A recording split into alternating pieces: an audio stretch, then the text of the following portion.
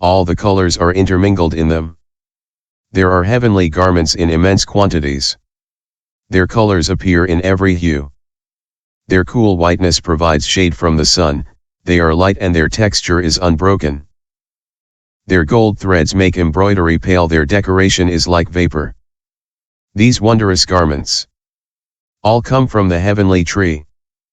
Brilliant pearls, earrings, precious rings to ornament the hands and feet at will, all these desirable things are given by the heavenly tree. Golden lotuses with stems of Vaidurya, with diamond stamens, tender and fragile, with penetrating perfume, are produced by the celestial pools. Kainche, Jinj, and Kwanghia guitars set with the 7 jewels, marvelous instruments with pure sounds, all come from the heavenly tree. The Polytchetou tree, king of all the heavenly trees, is found in the Houanhai garden. There is none like it. Observing morality is working the field in which the heavenly tree grows. Heavenly food has the taste of ambrosia. Taking it chases away hunger and thirst. The heavenly maidens have no eunuchs to guard them. They are free of the problems of pregnancy. Pleasure and debauchery are but joys for them. After a meal, one does not have a bowel movement. He who observes morality, always concentrating his mind, can be reborn in the land of his choice. He is free of difficulties and problems, and will always enjoy the 4 happinesses. With the gods, he enjoys sovereignty. Sadness and grief no longer arise for him. The objects of his desires arise as he wishes, the light of his body illuminates the shadows. All these various joys result from generosity and morality. Whoever wishes to have such a reward should exert themselves zealously. Question. Here it is a matter of the virtue of morality by means of which one attains Buddhahood. Then why praise heavenly happiness which rewards simply morality and nothing else? Answer. The Buddha said, 3 things necessarily and inevitably bring fruit of retribution. By means of generosity, great wealth is obtained. By morality, rebirth in fortunate places is obtained. By meditation, deliverance is obtained. When one limits oneself to practicing morality, one is reborn in fortunate places. When meditation, wisdom, and loving kindness are joined, one obtains the path of the threefold vehicles. Here we are limited to praising morality, which ensures, in the present lifetimes, virtue, knowledge, and happiness, and, in the future lifetime, a reward like that celebrated in the preceding stanzas.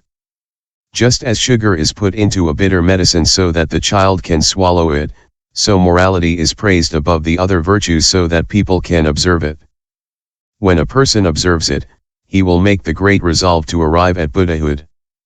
This is how morality engenders the virtue of morality. Moreover, all people are attached to happiness. Of all worldly happiness, heaven is the greatest. If a person hears about the many kinds of happiness in heaven, he will busy himself in observing morality. Then, when he hears speak of the impermanence of heaven, he will feel distaste and will seek for deliverance. Finally, when he hears about the infinite virtues of the Buddhas, he will develop loving kindness and compassion and, based on the virtue of morality, he will reach the state of Buddhahood. This is why there is no fault in speaking about the reward for morality here. 2. The eightfold morality of the Upavasastha. Question.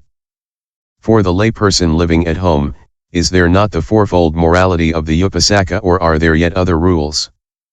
Answer. There is also the morality of a day and a night. If it is observed during the 6 fasting days of the month, the merit is immense. If one pledges to observe it, during the 12 months of the year, from the 1st to the 5th of each month, the merit is even greater. 1. The taking of vows by the Upavasatha. Question. How does one take this discipline of one day? Answer. Here is the rule for taking the discipline of one day. Bending one's knee and joining one's palms together, one should say the following. I, so and so today, for 1 day and 1 night, take refuge in the Buddha, take refuge in the Dharma, take refuge in the Sangha. This is repeated a second and a third time. I, so and so, have taken refuge in the Buddha, have taken refuge in the Dharma, have taken refuge in the Sangha. This is to be repeated a second and a third time. Today. With a sincere heart.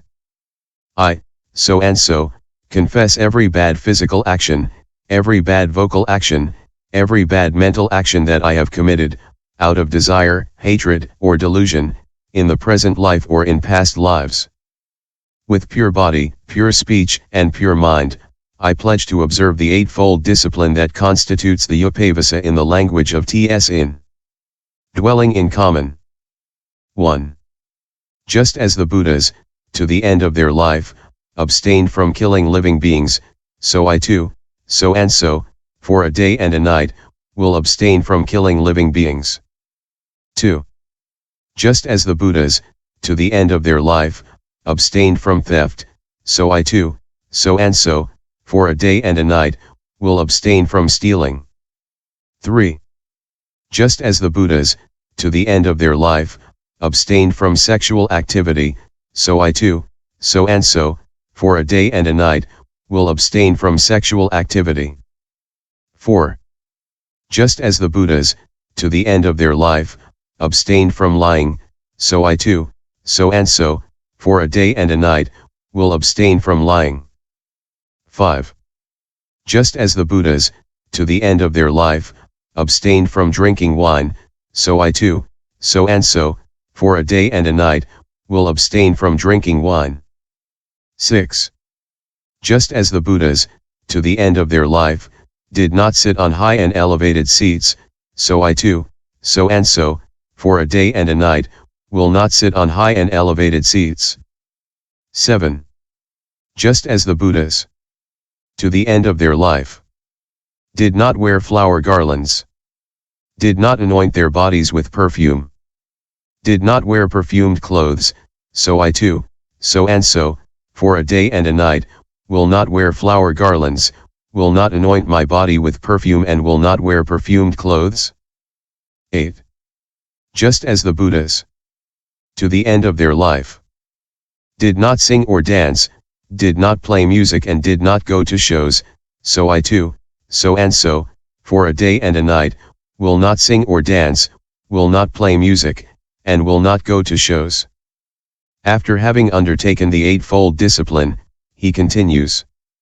Just as the Buddhas, until the end of their life, did not eat past midday, so I too, so and so, will not eat.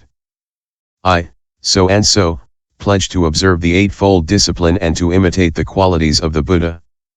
This is the Upavasa, making the vow of observing it is meritorious. During successive lifetimes, one will not fall into